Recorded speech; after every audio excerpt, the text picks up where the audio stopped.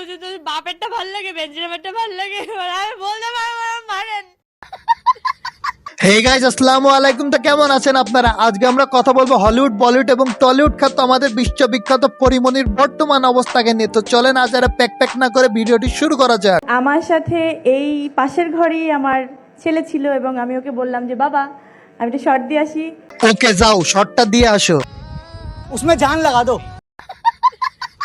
আমার দাঁত এখান থেকে নড়তেছে, এখনো ব্যথা। বোতল মুখে ভরে দিছে, মদ খাইতে হবে, মদ আমার নাক দিয়ে বের হয়েছে। আরে শোনা গো, কি কষ্ট। কিন্তু বিয়ে না করে এভাবে আমরা, এটা কোনো সমস্যা না? না না আপা, এটা কোনো সমস্যা না, এটা তো অনেক ভালো কাজ, আপনি চালিয়ে যান চালিয়ে যান। টপার। যাই হোক আপা, এইসব হাসি মজা বাদ দেন। আর বর্তমানে আপনি কার সাথে টেম্পো চালাচ্ছেন, মানে আপনার বয়ফ্রেন্ড কিনা বর্তমানে, সেটা বলেন আগে। না না আপা, এইভাবে না বললে হবে না, বলেন আপনি। আমি বলতে পারবো না, মারেন। মারে ফেলেন না কেন? থামেন আপা, আপনার কানতে হবে না, কিছু বলার দরকার নেই, মাফ করেন আমাদের। আমার মাফ করে দেন হুজুর, আমার ভুল হয়ে গেছে।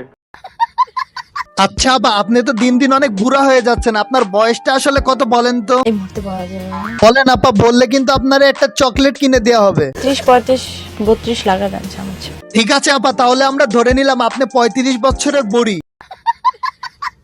আচ্ছা আপা, আপনি তো এখন ছবি নাটক সবকিছু করা বন্ধ করে দিয়েছেন, তাহলে আপনার ইনকামের সোর্সটা কি? লাস্ট কালকে আমাকে বঙ্গ যে টাকাটা দিল। আপা, এটা কি কক্সবাজারের কোনো প্রতিষ্ঠান নাকি? আজকে ভিডিওটি এই পর্যন্তই ছিল। যদি ভিডিওটি ভালো লেগে থাকে তাহলে ফেসবুক পেজটি ফলো করে দিবেন, আর কেউ যদি ভিডিওটি ইউটিউব থেকে দেখে থাকেন তাহলে ইউটিউব চ্যানেলটি সাবস্ক্রাইব করে দেবেন। ধন্যবাদ।